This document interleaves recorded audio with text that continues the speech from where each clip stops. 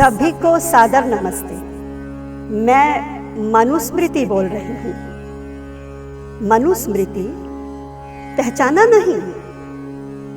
मैं मनुस्मृति, जिसने मानव समाज के लिए श्रेष्ठतम सांसारिक कर्तव्यों का विधान किया, साथ ही साथ मानव को मुक्ति प्राप्त कराने के लिए आध्यात्मिक उपदेशों का भी निरूपण किया।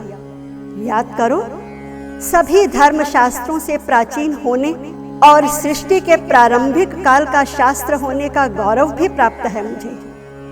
ब्रह्मपुत्र महाराज मनु ने मानव एवं मानव समाज की मर्यादाओं और व्यवस्थाओं का उपदेश सर्वप्रथम मेरे द्वारा ही तो दिया था। महाराज मनु अपने समय के प्रख्यात तत्वद्रष्टा और धर्म विशेषज्ञ ऋषि थे। तभी तो जिज्ञासु ऋषियों ने धर्म ज्ञान के लिए महर्षि मनु को चुना। उन्हीं से ही तो मुझे गौरव प्राप्त हुआ। सचमुच मुझे बहुत लोकप्रियता मिली। वैदिक काल में तो मुझे औषध के समान कल्याणकारी एवं गुणकारी माना गया। महात्मा बुद्ध ने अपने उपदेशों में मेरे श्लोकार्थ को उद्धृत कर मनु को सम्मान दिया।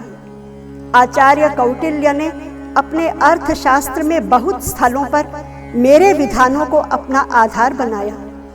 महाराज मनु ने मेरे माध्यम से सृष्टि उत्पत्ति और धर्मोत्पत्ति विषयों का ज्ञान दिया, संस्कारों का निर्देश किया। ब्रह्मचर्य, गृहस्थ, वानप्रस्थ और संन्यास आश्रमियों के लिए किए जाने वाले व्यवहारों की विशद विवेचना की।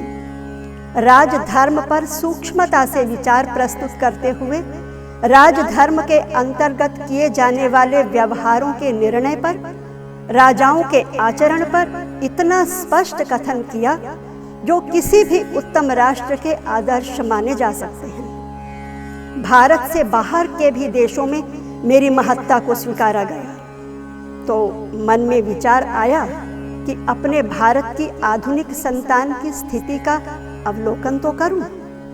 क्या मैं आशा करूं कि तुम अपने समाज और राष्ट्र में उन सभी व्यवहारों को क्रियात्मक रूप देकर सभ्य एवं स्वस्थ समाज में रहते हुए आनंदमय स्वर्ग की सर्जना कर रहे होगे? क्या नहीं? क्या कहा? मनुस्मृति ने समाज में जातिवाद का जहर घोला है? मैंने मनुष्यों में भेदभाव किया है? ध्यान से सुनो मेरे बच्चों, मेरे उज्जवल और आदर्श रूप को दूषित और विकृत मत करो। मैंने वर्ण व्यवस्था का विधान जन्म से नहीं, कर्म से दिया था। समाज में चारों वर्णों का निर्माण मुख, बाहु, जंघा और पैर के गुणों की तुलना के अनुसार हुआ है और उसी के अनुसार कर्मों का निर्धारण किया गया। मैंने यह व्यवस्था दी थी कि जो व्यक्ति जिन जिन कर्मों का पालन करेगा वह उस वर्ण का अधिकारी होगा। ब्राह्मण वर्ण को धारण करने वाले मनुष्यों के लिए अध्ययन, अध्यापन, यजन, याजन, दान देना और लेना ये कर्म बताए थे। प्रजा की रक्षा करना, दान देना, यज्ञ, अध्ययन करना, विषयों में आसक्त न रहना ये कर्म क्षत्रिय वर्ण धारण करने वालों के बताए थे। वैश्य वर्ण वाले व्यक्तियों के लिए पशु रक्षण, दान, यज्ञ, अध्ययन, कृषि व व्यापार जैसे कार्य बताए थे और शूद्र वर्ण को इन सभी वर्णों की ईर्ष्या रहित होकर सेवा करने का कार्य सौंपा गया। पढ़ने पढ़ाने के लिए मुख की आवश्यकता होती है या नहीं? इसलिए अध्ययन, अध्यापन करने वालों को समाज की व्यवस्था में मुख कह दिया। रक्षा करने के लिए भुजाओं की आवश्यकता होती है, इसलिए प्रजा का रक्षण करने वाले को क्षत्रिय कहा गया। कृषि व व्यापार के लिए जंघाओं में बल चाहिए या नहीं?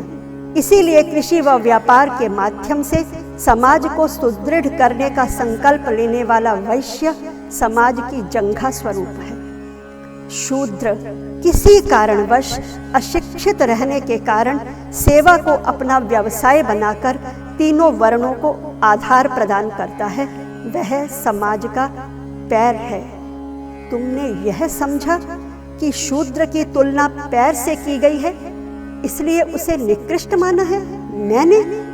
जानते हो, पैर सारे शरीर का भार उठाता है, कैसे उसे निकृष्ट मान लूं? शूद्र तीनों वर्णों की सेवा करने का दायित्व उठाता है।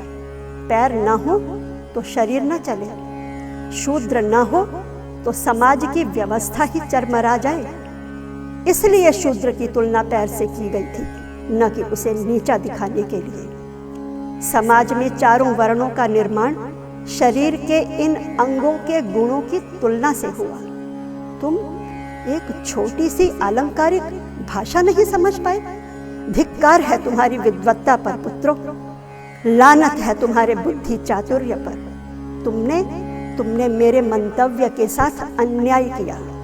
अगर मेरा यही मंतव्य होता तो मैं यह उद्घोष कदापि न करती। शूद्रो ब्राह्मणतामैति ब्राह्मणश्चैति शूद्रताम। कर्म के अनुसार वर्ण परिवर्तन करने का अधिकार न दिया होता मैंने। शूद्र व्यक्ति जीवन में कभी भी शिक्षा दीक्षा प्राप्त करके ब्राह्मण वर्ण को ग्रहण कर सकता है, और ब्राह्मण यदि अपने निर्धारित कर्तव्यों का पालन न करे तो वह शूद्र वर्ण को प्राप्त होता है। कर्म के अनुसार वर्ण परिवर्तन की यह व्यवस्था मैंने दी थी। जन्म के आधार पर मनुष्यों को जाति के बंधन में बांधने का काम तुम लोगों ने किया और आरोप मुझ पर लगाया।